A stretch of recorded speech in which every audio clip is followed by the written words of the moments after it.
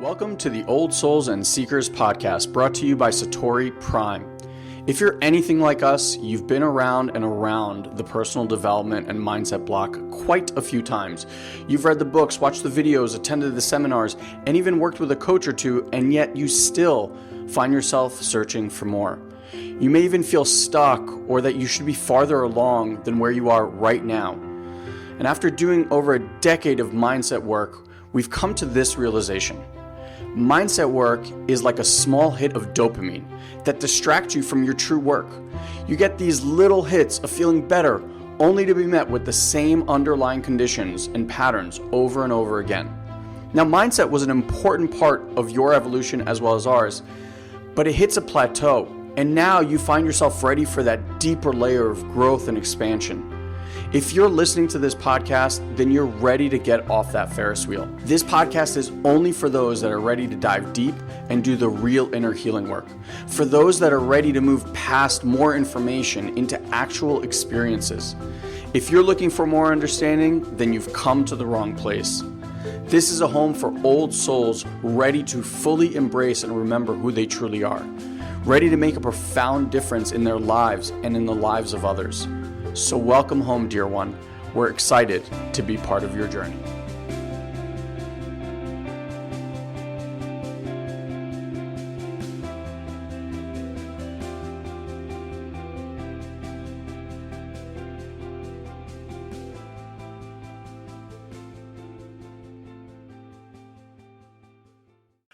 Okay. I'm gonna let you do the talking first today. Welcome everybody.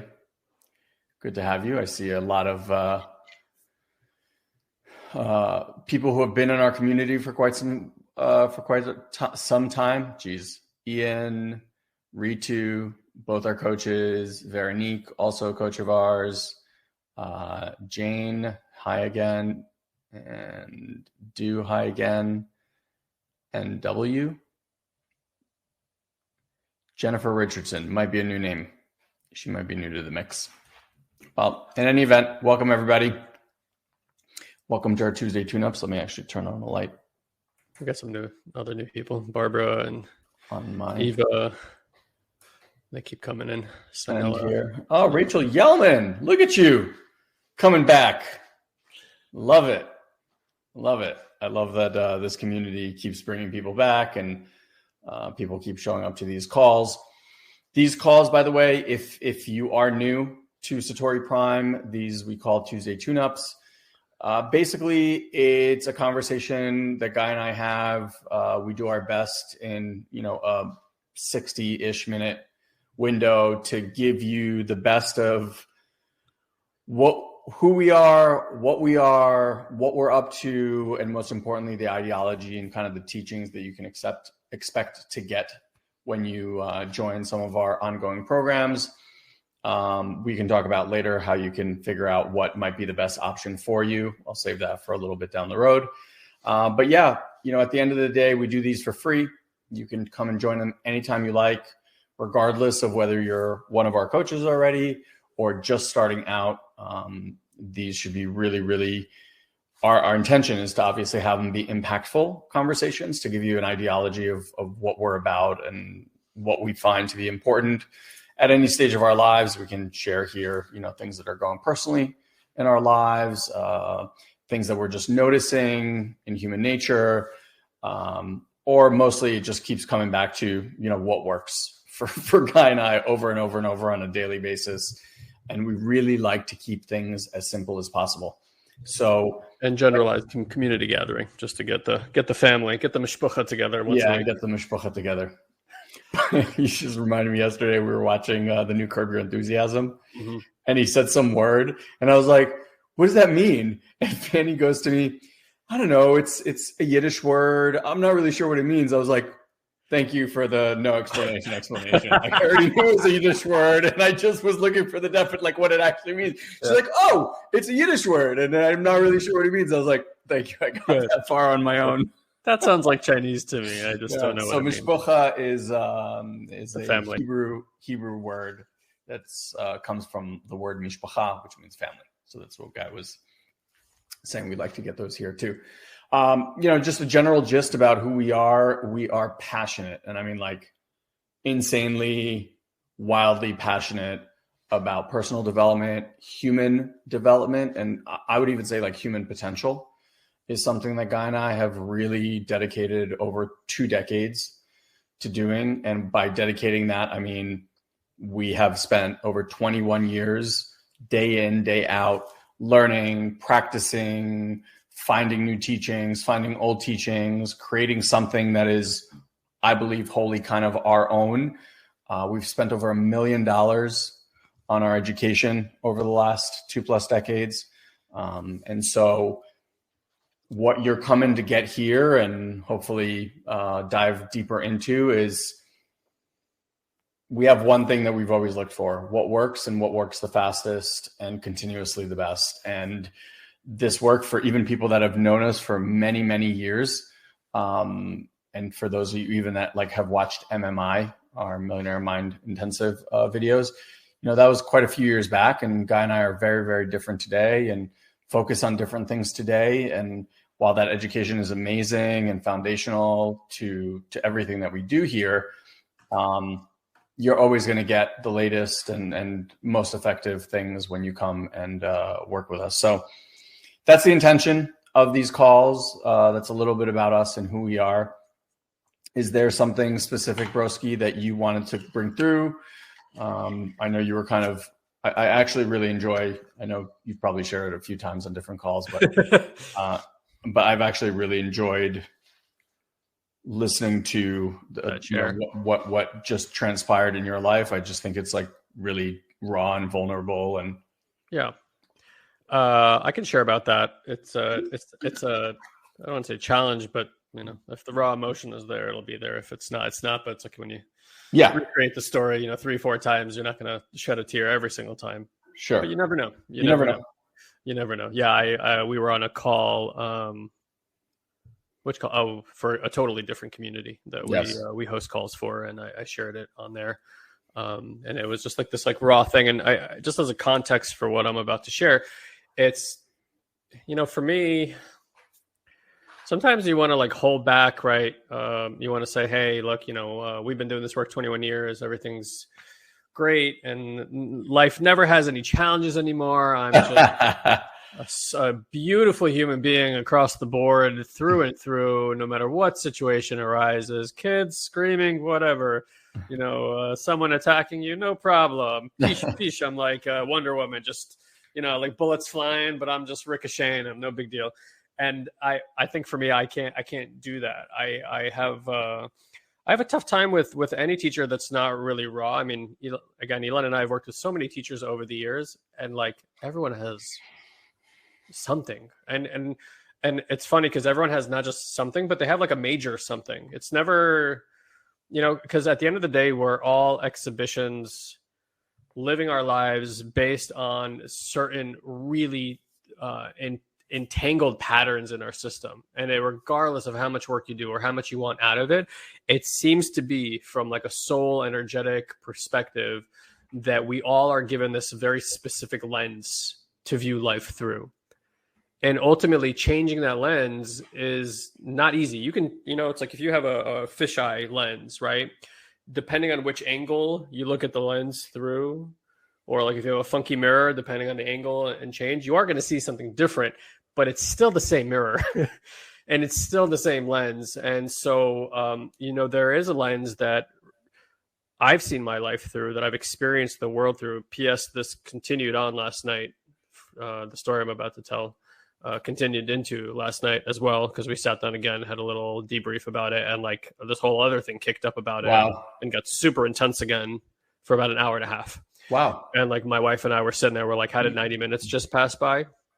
And this stuff, sometimes it's really down to earth, this healing stuff, this energetic stuff.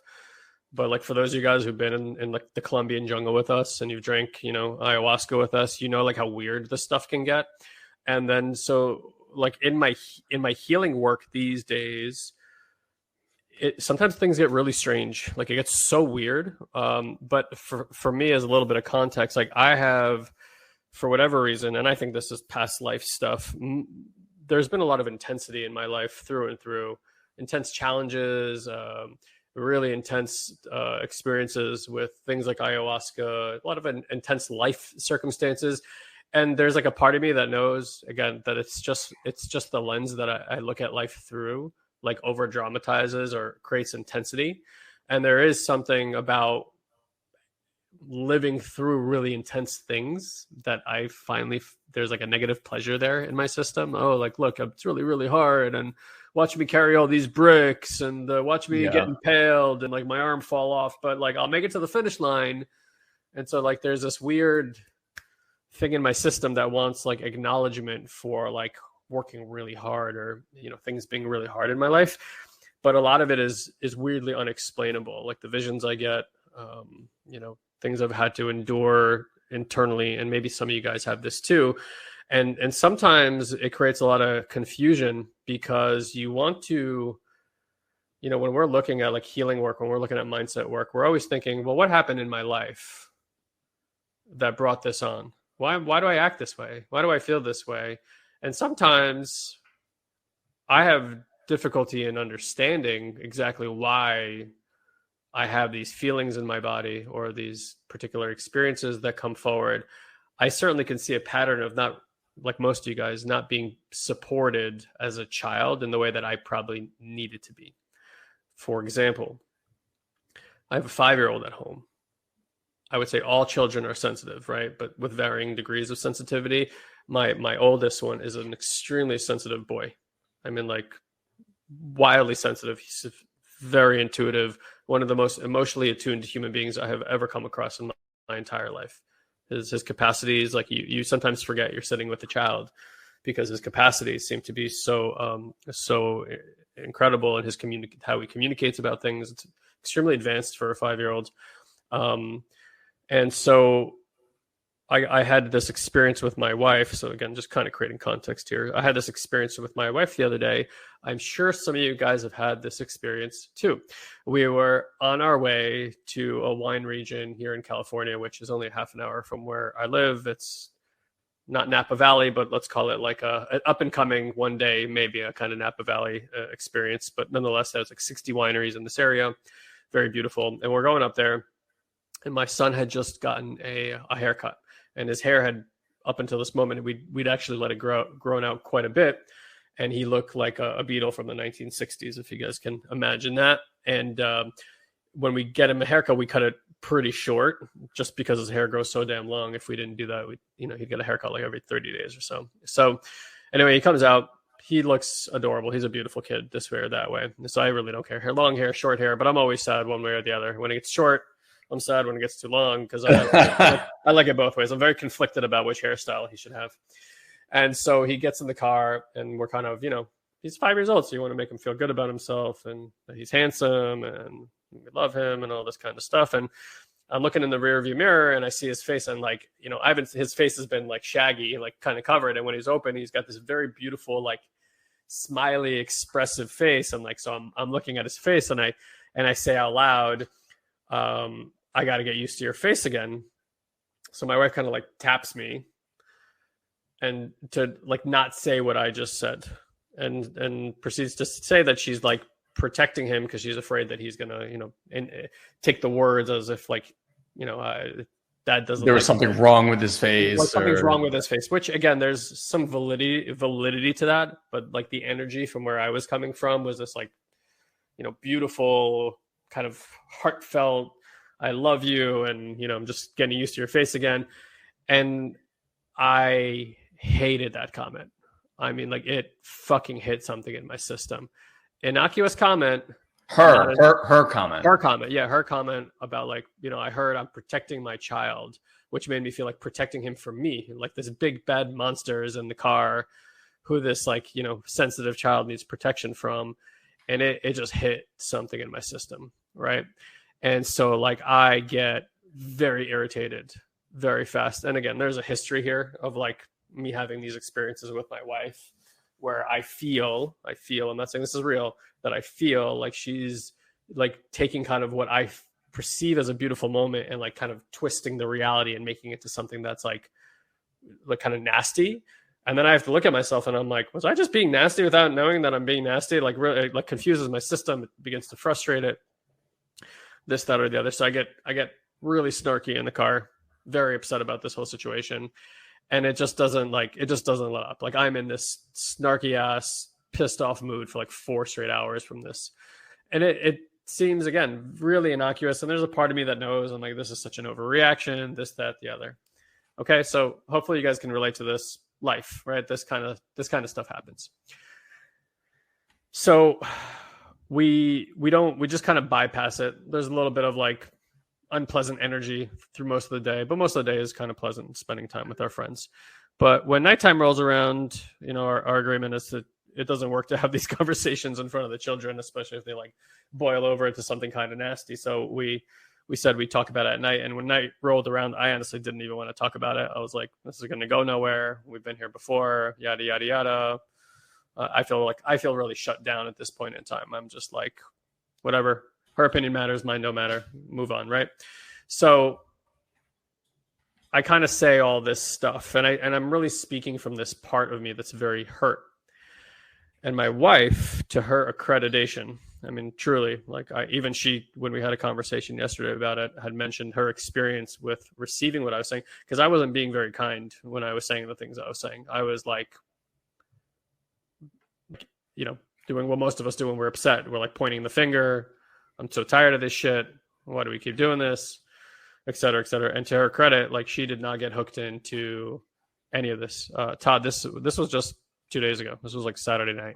Right? This is very fresh. So I'm sharing something. And again, the context here is to share with you human being human with all the training, and also how we sit when things like this are going down. So you guys understand that, like, here's how we get repair. Here's how we go into healing practices. And again, to my wife's credit, did not get hooked into any of these things I'm sloshing at her head. And just to give you guys a little bit more context, my wife has also done quite a bit of this work, and she's a profound healer in her own right, a borderline channel at this point in time. And when she's really in her zone, it's like, again, you've never met my wife, but if you have, the sense you get from my wife from like her past lives is like a spiritual royalty, like from on high. There's like a grace to her. I always see like a lot of blue royal colors around her. And it doesn't mean that she doesn't act human sometimes, but in this particular moment, she had just gone through some really intense training herself. It like helped her find this kind of stability in the face of this pattern that shows up in our relationship that is not often there, because I can, I know where the buttons are, and she knows where mine are, right? As loved ones often do. And so she asked me a really poignant question. And again, I can't track exactly why this penetrated the illusion, but she asked me a very simple question. She asked me, what's really going on? But it wasn't the words, it was where she said it from. And to Todd, no, this is not the woman from the intensive. I hadn't met my wife at that point in time. Actually, I met her the year after that intensive. So she's like, what's really going on? And I don't know why. It was like the way she said it, how she said it. Suddenly it was like the context of what I was saying didn't matter. And I found myself in my direct experience within my body. And ultimately, this is the most important thing that any of us can come to. And we were just talking about this the other day, which is the first response that you're having internally when you're upset, anxious, stressed out, overwhelmed is never what's going on. Never. I have never seen a situation where that's the truth or reality for that individual. What normally happens, and for those of you guys who do our more advanced work, you have these distinctions. We make a distinction between a part and a protector in your system. Okay. A protector is this like the conditioning, if you want to think of it that way, that protects these soft, emotional parts inside of us that at some point were like our true essence. And in moments of trauma, when that part got hurt, some aspect of you had to come forward to protect that part. And so that's what most of us know as our conditioning or our personality or our ego. It's really just defense. It's like a defensive system that sits in front of all the sensitivity that lies underneath. And so most of us don't really have much access to our sensitivity. Henceforth, we don't have much access to the subtle realms, to like multidimensional aspects of reality, and really to like our emotional bodies or our intuition, because all those gifts sit inside of that sensitivity. Right. So back to the tale. So I start going into this kind of really intense experience, and I can't really say much because what I'm experiencing, and again, I've had a few days to kind of sit with this now. So I'm speaking now from having kind of sat with it for a number of days. Less of what I was aware of in the moment was I was experiencing a full-on freeze response. So you got this fight, flight, and you got this freeze response. And I start feeling this expression in my body and realizing that when Ilan and I were moved with our parents from Israel to America in 1989, I was 5 years old and Ilan was 7, that I have almost no memory of leaving Israel whatsoever.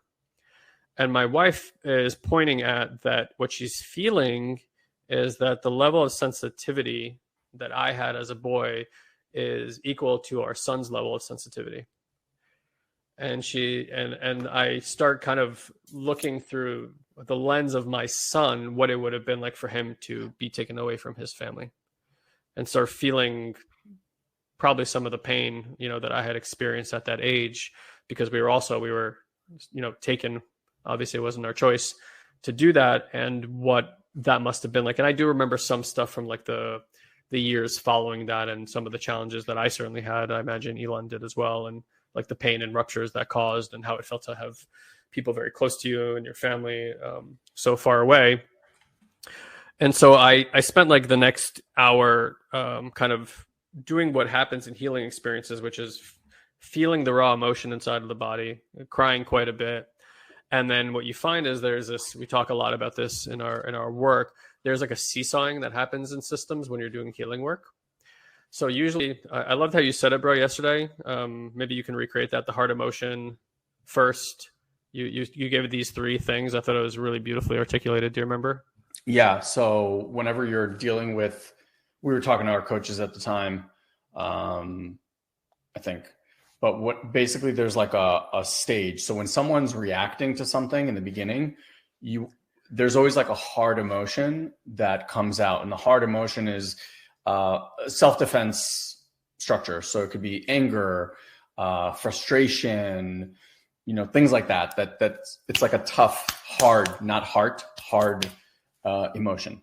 So that's the first thing that you're going to encounter. Then underneath that is usually a story or justification as to why the anger or whatever the hard emotion is justified.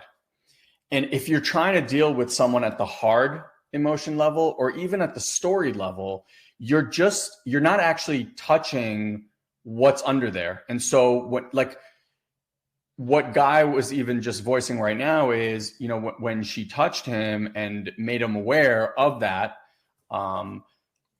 there was an initial reaction of upset.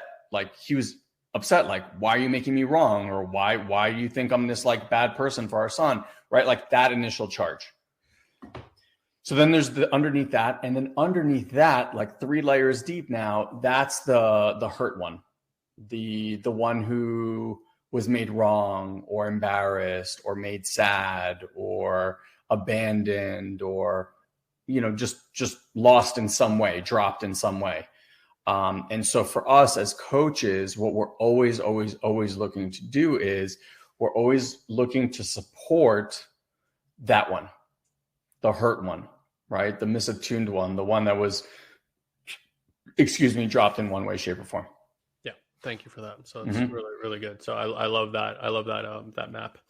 So yeah. And like you said, that question of what's really going on had me go from the hard emotion to the story and kind of drop right into that soft emotion. And that's really what we want to get to. It's tough to know exactly what's real in anybody's particular system, but what mostly gets avoided is the subtle sensations that are occurring in the body. And you'll find that pretty much all upsets, all conditioning, everything that's going awry in your life is being driven by these sensations inside of your body. And they're like, it could feel like a contraction, even a punching. It could feel like sharp, like right now as I'm saying that, I'm getting like a sharp pain in my heart, right? And so there's like all these like it's like our intentions, our words, our environment is just interacting with our spiritual energetic systems, and it's constantly maneuvering based on the conditioning of this body about protecting, opening, like fluid, dense, like it's constant. It's by the micro nanosecond this stuff is happening, right? And so we can bring a lot of awareness to it, and this is what our advanced training is all about. Is how do we do practices to bring our awareness to the level of subtle, and then how do we begin to repair at the level of subtle? Because most people are stuck at the level of mind. They think, oh, I just got to get enough information, I'll get enough awareness, and then I'll become this wildly aware person. And it's like there's some aspect of that that's unbelievably important. It's why we still train on MMI. It's why we still have level 1 work for us. It's mostly focused on mind work, because we are obviously, part of us is this mind. And if you don't understand how it's articulating or trying to manage your reality by creating these stories and stuff like that, it's going to just run amok. So foundation of all work is really understanding like neuroscience, like how does this work? What is this actually concerned with? But what you find in the long run is your mind is really just reactive to these energetic constraints inside of the body. And if you repair those constraints inside the body, the mind just gets quiet and placid and focused. You don't actually have to manage or cope or wrangle the mind into quietness. That doesn't work anyway. In fact, the more you try to wrangle it, the worse it gets. If you've ever been upset, like I was upset in that moment, and you're like, stop being upset. Mind doesn't give a fuck. It runs amok. And in fact, it will almost seem to run more of amok, because it's like the more pressure you apply on that mind to change, it's like the more stubborn the mind gets and stays the same. So anyway, so we're in this experience now. And what we've learned over the years is that repair is very simple. Repair is a matter of offering somebody your unconditional love and presence. Many of us think we know what that means, but in practice, we've never actually put it. And so it becomes more of a mental construct of what it means to pay attention. Oh, like focus your mind, look at them in the eye. Oh, look, I'm here with you. And it's not that. It's really not that. I wish it was as simple as that. But if that's what it was, most of us would be doing great in our relationships. And notice how oftentimes the response we get from partners or spouses is like, you're not really feeling me, or you're not really meeting me, or you're not really getting what I'm saying, because we're like, what do you mean? I'm right here. I'm looking at you. Like, what do you want me to do? Right. And it's like, because they're looking for a felt sense, just like we all were when we were children with our parents. We wanted this felt sense of being seen. How many of us as children had the experience of being seen? None of us that I've met so far that truly feel safe, that truly know how to connect. Right. And so like, it's this weird thing that we're all looking for something that none of us can name or even know what it is that we're looking for. And it makes sense because it's not abundantly available in our society right now. And so it's not like you can look out in the world and be like, oh, that's what a divine masculine father looks like. Oh, that's what a divine mother, looks like, or had that personal experience. If you talk to a child about falling in love with a partner or spouse, they may understand the words, but they have no idea about the actual experience of it, or the actual experience of being heartbroken. Very different, right? And so with healing work, it's interesting. And we had one of our coaches just talk about that this morning. It's like as healing begins to happen, and I'll go back to my story here, but as healing begins to happen, the only way you know you are stuck in something is when you begin coming out of it. And that's kind of like the challenging rub for all of us, because you're like, oh, okay, I want to do healing work. And you have no idea what it even feels like to heal. So when the system starts letting go of stuff or metabolizing, right, or becoming more fluid, and these are all different things that happen when you're healing, it's like when you start coming out of conditioning, when you start coming out of your narcissistic neurosis, whatever it might be that's going on, it's the first time you have contrast from where you've been. So it's like you can't even look back at where you were and go, holy crap, I can't even believe I was carrying that around, or I was in that psychosis. And you can only know when you've started to let it go and come out of it. And then you see, oh shit, that's where I was. But while you're in it, it's like, that's the water that you're swimming in. You can't see it. So, we're in this experience, and what my wife is offering me, again, she's a healer. She knows what she's doing, is she's like, can I make contact with you? Would it be okay to give you a little bit of presence? Can you notice that I'm here with you? Because for the hurt little boy, my internal experience is that I'm very isolated, very alone, and the pressure is on me to take care of everything. And that's kind of the family Ilan and I grew up in.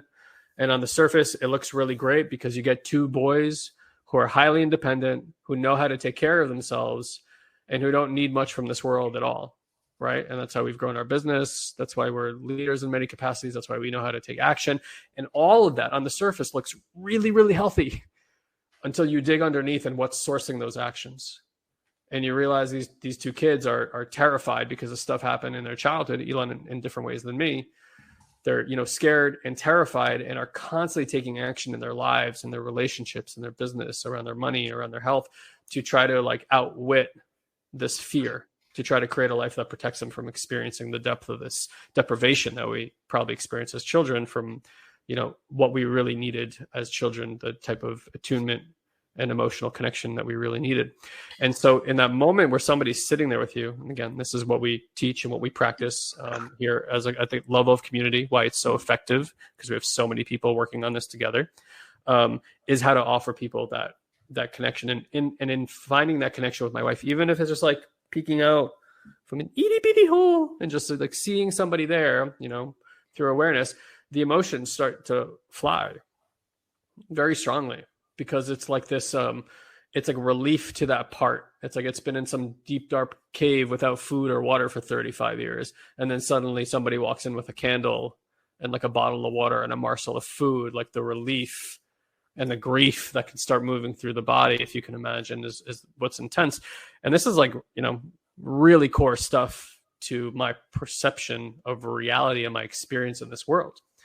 And so it's it was very, very intense. And like at the end of this, hour and a half, I was simply wiped out. Like I slept so deep that night, just complete emotional exhaustion, this like part. And just imagine this part has been in this frozen, scared state for 35 years and like suddenly comes out of it. And like, you can imagine if you've been sleeping with one eye open for your whole life, and then suddenly you feel safe enough to like close that eye, you're just down, right? So I'll leave it at that. It continued last night because we started going back and forth. We each wanted to talk about our experience in that moment. She was sharing about how she was pleasantly surprised at how she can hold without like getting trapped in like the inner workings of the usual pattern and conditioning. I said to her, I'm like, that was profound watching you hold the ground and space in that way. Like really like kudos. I kind of give her a lot of accolades for doing that. I know how challenging that could be, especially with a loved one personally. And then, and then it kind of continued last night.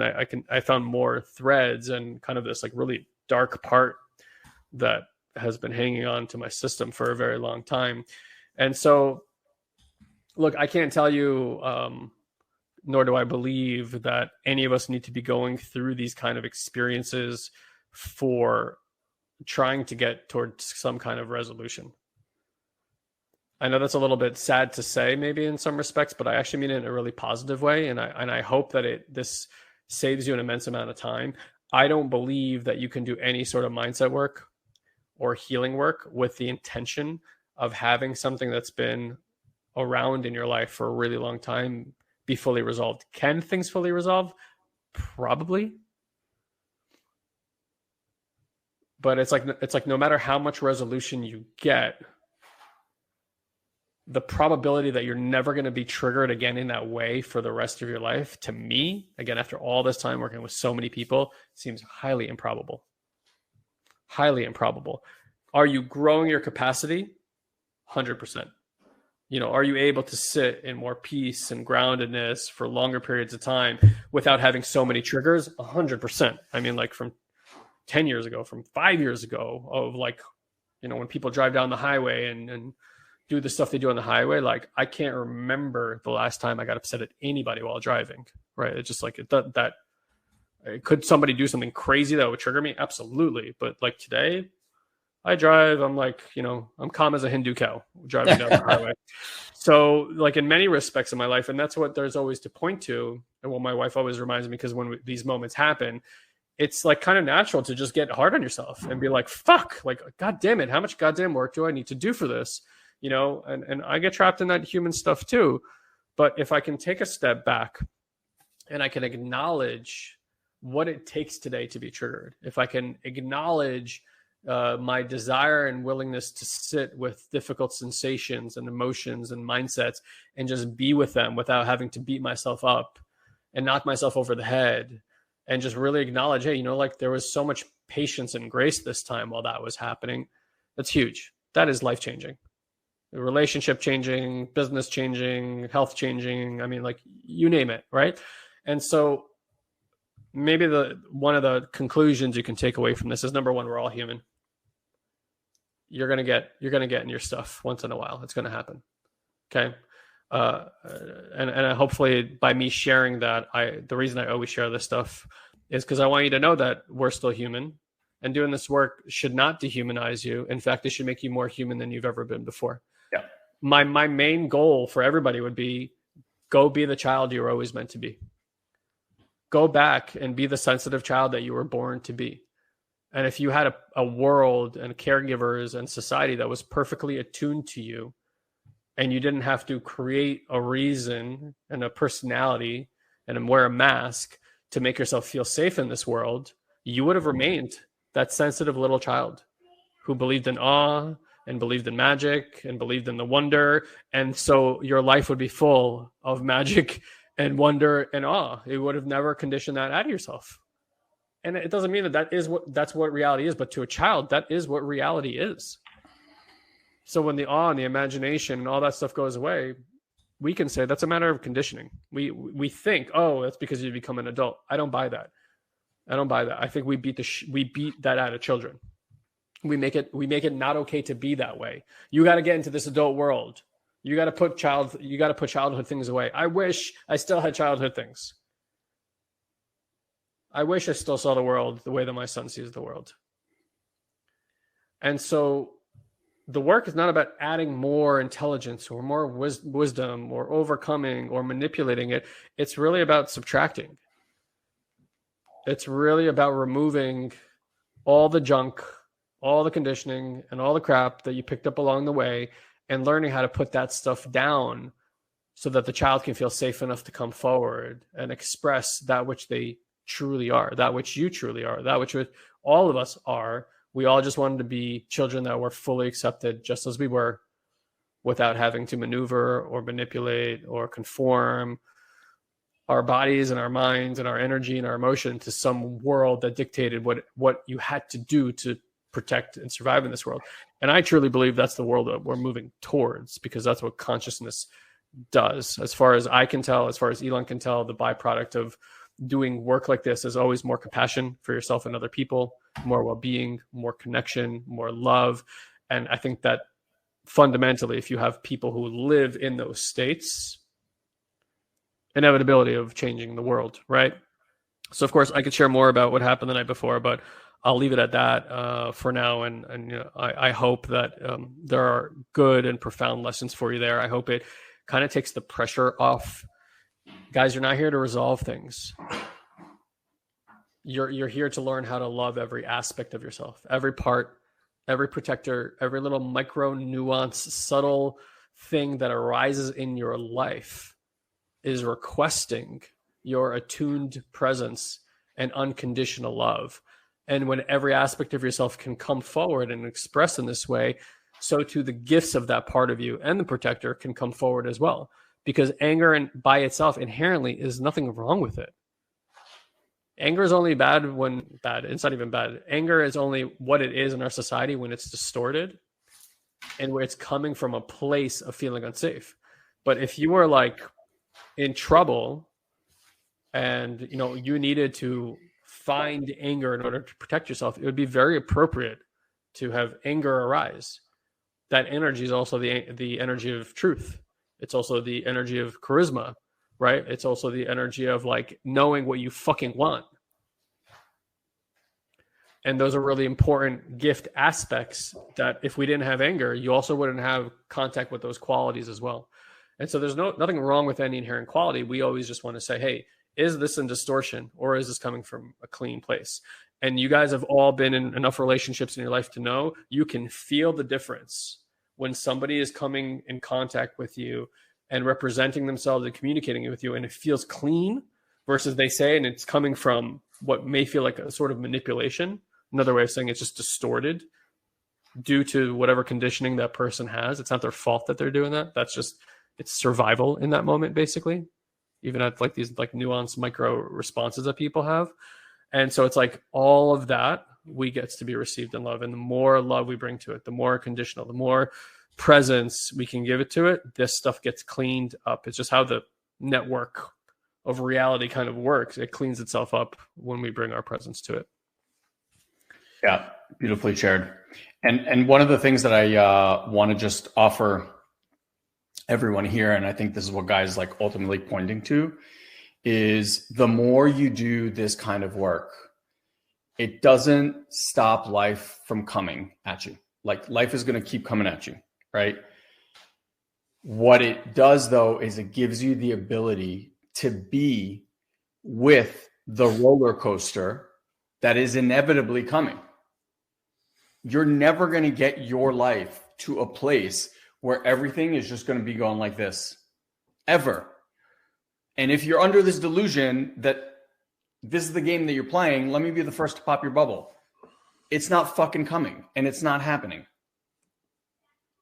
We are an ever-evolving being. We are an ever-evolving species. We live on a planet that is ever-evolving. Like the one constant that we know is things are going to change. And we have very, very little to say about what that is like. You don't need to look very far to realize, like, look at COVID, look at the war that happened between Ukraine and Russia, look what happened in Israel, look what's happening in all these places all over the world. You think people woke up on that day and were like, it was every other Saturday? Like, we have no clue what is coming down the pike. I worked with a functional medicine doctor, and he gave this great analogy. He said, people treat their health very in the moment. And he goes, health is like rafting down a river. And for a while, everything looks great. You're like, woo, we're having fun, we're rafting, blah, blah, blah. But he's like, if you don't have a good enough out there view of what's happening, you don't know when the waterfall's coming. And once you see the waterfall, it's too late. And so I think when we do this level of work, really what we are opening up our nervous system, and these are like scientifically proven methodologies that we use and train you on. When you learn to down-regulate your nervous system, what happens is you create internal emotional resilience, meaning that as life is coming at you and like pushing up against you, you have created this ability to both be flexible and bounce back. So whereas something may have pushed you and kind of like snapped you, I have these conversations with people all the time. I'm like, if this exact moment would have happened to you 2 years prior to you starting this journey with us, where would you have been? And they were like, oh my God, I'd be out for like 3-6 months. I'd be on pills. I'd be, all these kind of things. And I'm like, and now? And they're like, I worked through it in a day. And yeah, maybe that day is going to be a really fucking intense day. Or maybe it takes you a week or even a month. But a level of awareness to go through something is vastly different than getting hit over the head over and over and over again with a baseball bat and have no idea how to defend or where it's coming from or why it's happening. And then you get into that whole world. The thing that happened to Guy, like if you listen to the story, the thing that arose and the event that happened, like if we're looking at it from a linear, talk therapy, therapist modality, one and the other had nothing to do with each other. Nothing. What does Guy leaving Israel and having that whole experience have to do with him saying to his son, I have to get used to your face again? Like, draw me that arc. Impossible. And yet, it's all tied in together.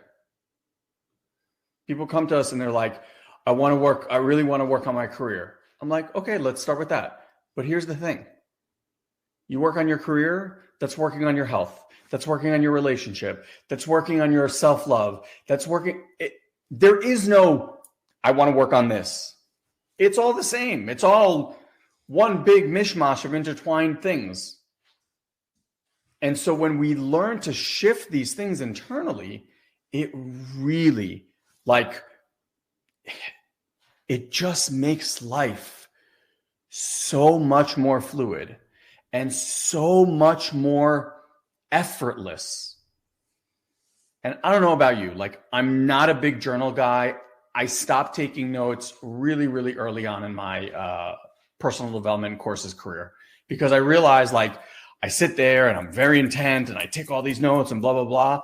And I have notebooks that I saved. Ask me how many times I've gone back to read any of them. Never.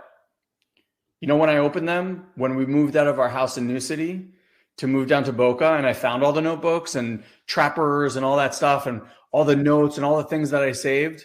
And I was like, oh, yeah, I forgot about these.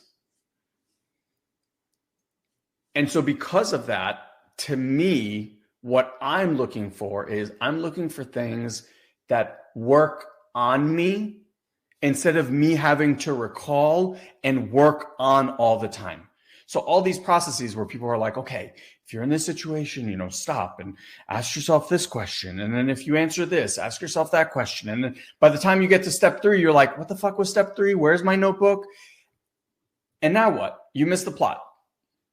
Whereas this, like, you listen to a guy's story, and granted, he has an amazing wife who's incredibly skilled at this. So he has this at home. Some of us are not that lucky. The other thing that's beautiful about this community is we have each other. So if you do happen to have this kind of event happen in your life with a relative or a loved one or something, which happens, like even to our coaches, And let me say that I usually don't rely on my wife for support in situations that occur between the two of us, because it is too close. Like you can't find ground with two systems that are triggered. Yeah. And so, like, something we talk about a lot here, whether it's like, upset that you have with mom and dad stuff that you're carrying around, or, issues that you're having with a spouse or significant other, like, they're not the person to go to and deal with that with, because, like, you can talk about it. And that's what mostly we've learned to do. And there are great communication strategies. Don't get me wrong, but communication strategies are like the application of rules. Everything is like this agreement-based thing, which is fine. There's value, again, in agreements, but what happens when an agreement is broken? How do you feel? Are you like, all right, well, let's create more agreements? You're like, I'm never fucking creating an agreement with you again. You don't live up to your deal of the bargain. Fuck you. I'm out of here, right? It's like this, like, upset or whatever, right? Whatever your experience is. I speak a lot from anger because it's what I know, right? But some of us shut down. Can't talk at all. Some of us just beat ourselves up. Some of us are beating them up, but we're doing it silently. So, look, at the end of the day, where the repair comes from is irrelevant.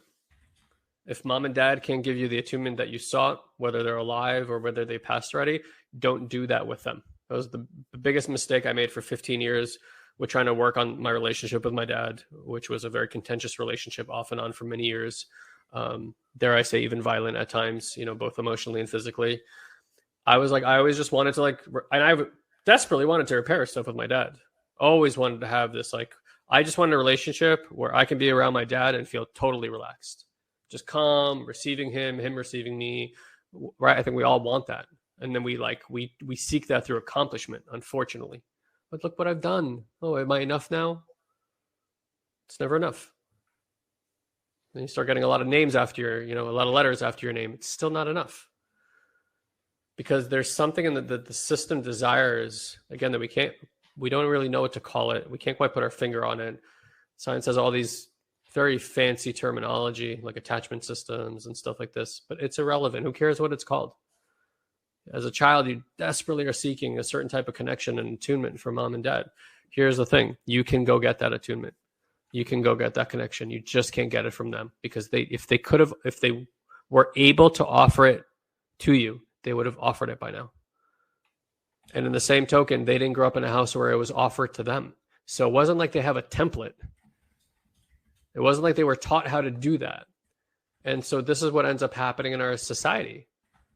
There is a passing down of distortions and disillusionments from one generation to the next. Everybody seeking the exact same thing.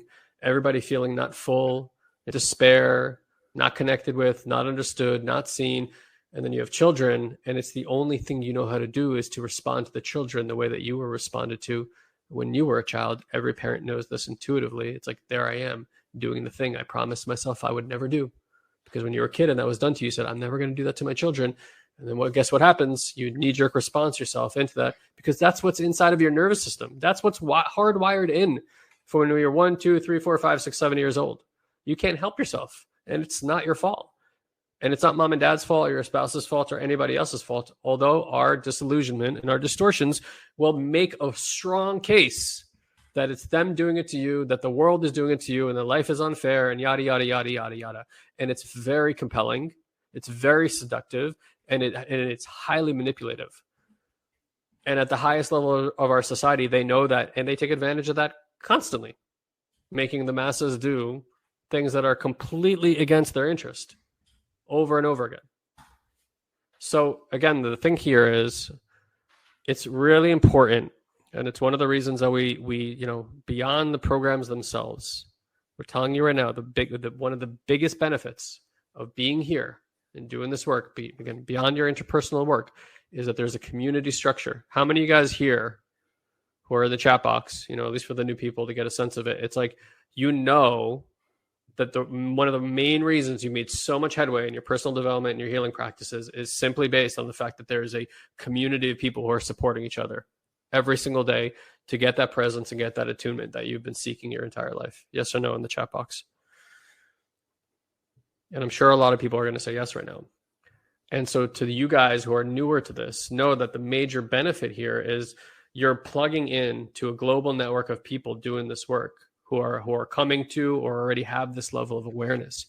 And when you're feeling this depravity and you're feeling this disconnection and you're feeling under-resourced, one of the main things here is that you can type a few notes into a chat box and say, I really need support right now. And somebody is always there. And that's what you want for your repair. You want to, think about the idea of putting out your hand and asking for support, how hard that is. Just feel that in your body. And it's at the level, as far as we can tell, the level of society. I won't reach out my hand for support, because if heaven forbid I have to ask one more time for fucking support, nobody shows up, I'm gonna fucking lose it, because it's heartbreak that you're dealing with, and you're like, I don't want to feel that heartbreak anymore. So you know what? F this, F everybody. I'm gonna shut it all down. I'm going to walk in this world numb, and I'm just going to keep my head down. I'm going to do my work, and I'm never going to ask for support again. And I want to also offer that same distortion and view of reality then translates itself to your relationship to the ethereal or to God or however it is that you name it. And so it's like, if society won't support me, God won't support me. This other field of energy can't support me. Nothing can support me. I'm all by myself. It's a terrifying place to be as a little creature in this world who believes that there's no sign of support anywhere. And I'm preaching from the choir as to my interpersonal experience of how I felt about all those systems. However, as I've repaired, that connection is being reestablished. It's like being hooked back into the umbilical cord, so to speak. Something is resourcing you. There is a divine nature that we cannot really argue against. I don't care if you're atheistic. Like you believe that there's electricity in your house, so there must be some energy moving, right? Like something that you can't see. And so like energy, we can't see it, but we certainly measure it. We know it's a real thing. And you can't tell me that energy is not impacting you. Can't tell me that gravity is not impacting you, right? It's ridiculous. So at some level, there's a trust that's been broken that needs to be reestablished at the level of society. And it really starts with each individual person, like repairing this stuff so that internally where your system is that you feel safe. Safety is one of the most foundational, fundamental things that every human being should have as a right on this earth and planet. And if you don't feel that way internally, and most of us don't, as far as we can tell, then your actions are going to be sourced from a person who doesn't feel safe. A person who doesn't feel safe usually doesn't have a lot to lose and usually acts in pretty fucking crazy ways. I know that's how I act when I'm not feeling safe. So you can start seeing why we go to war, why there's violence, why people lash out, right? All this kind of stuff, because it's like, I don't feel safe. So I'm going to act violently towards anybody who even triggers it at the smallest level where I have to face that. But that's the type of repair that can only happen at the level of energy and awareness and at the subtle. From all the practices that we've done, I've never been able to touch that in any other way. And so again, like Ilan said, you got to be aware of the mind and how it manipulates you and seduces you into alternate realities that may or may not be happening. And then you got to get down through the stories and through the muck and all the way down to the direct experience that you're having in the body. That is really a subtle, energetic experience. And when you have access to that, suddenly you have access to sitting with it and having other people witness it as it's happening. And that's the repair, I promise you, as a child that you were looking for. That's the attunement. And that's what's available here. So hopefully we're giving you a good description and diagram and a map of what we're aiming at when we do this work. For those of you guys who are inclined to want to have a conversation about the more advanced work, you can see right above the chat box, or probably popped up on your screen, there's an opportunity to sit with Ilan in a coaching session and also have him go take you through our programs and explore what it's like to be in our more advanced work. There are 3 levels that you can sign up for, and that will take you all. If you do all 3 levels, it's going to take you through a 16-month process with us. Okay, and you don't have to commit to all that right up front if that doesn't feel right for you. But we have an 8-week program, a 4-month program, and then a 12-month program that you can put yourself into. We're telling you right now, if you really want the depth of this work, go all in, because it's going to take you time to work through stuff and bring this work into your life where it just becomes habitual to respond to everything in life from this place. Instead of reacting to it from conditioning, you can be responsive to it from awareness. And we really want to give you that gift. But that means we're going to invest a lot of time in you, and you're going to invest a lot of time with us to bring this to awareness as you grapple with your conditioning and all the ways that it tricks you and puts you in positions that you don't want to be in anymore. So that's the invitation on the table. We'd love to have you in our programs. We'd love to support you. We do this at an extremely high and successful level with well over 90-95% of our clients who come through get life-altering results. I almost want to say it's near 100%. Okay, because this work is not like Ilan and I are making shit up. Oh, okay, blah, blah, blah. We have tested this hundreds, thousands of people over the years. It keeps becoming more refined, more potent, and actually working better. And if you're willing to commit to doing the work, this work will work for you. I don't know the timeline. I'm not telling you in 3 months, everything in your life is going to be hunky-dory. And from seeing people who do this work, year over year, their life gets tremendously better. I mean, significantly better in every respect that a person can measure a quality of life. Their lives continue to get better. And that's the last thing I'll say about this work is it's like a fine wine. It really does get better with time. And that's a huge contrast from most mindset work, which actually kind of gets worse. Yeah. Gets worse over time. It gets really exciting. And you're like, it's kind of the same, dealing with the same shit here. It's like your experience of life just keeps getting better. And that's the really, really exciting part, is that this work is always, always, always beautiful to sit with. Yeah. So we love you all. Thank you for listening to the story. I hope it elucidated something. Again, soulsandseekers.com/Ilan if you want to get on his calendar. I forgot to mention it's $111 fee to get on there with him, because we just want to make sure you show up and he's not wasting his time. However, if you do move forward with the program, you can use that as a credit for any of our programs moving forward. Okay. All right, everybody. We'll see you back here next week. If you need us for anything, shoot us an email or find a way to contact support@satoriprime.com. Thank y'all. Thank you, dear one, for choosing to share a bit of your day with us. We value you greatly. And as a way to give back and help you to deepen these practices, we want to invite you to join our incredible community on Facebook. You can do so easily by going to joinoldsouls.com and ask for an invite. This is our private community where old souls and seekers are able to grow and share their journey with others. We hold exclusive weekly live streams, we answer your personal questions, and offer valuable insights that we won't be able to share here on the podcast. So again, just head to joinoldsouls.com and grab your invite today. And as always, if you enjoy this podcast, please head to iTunes and leave us a review. It's the only way other people can find this show. So if it's making a difference in your life, please share the love. Until we meet again, have an amazing week, dear one.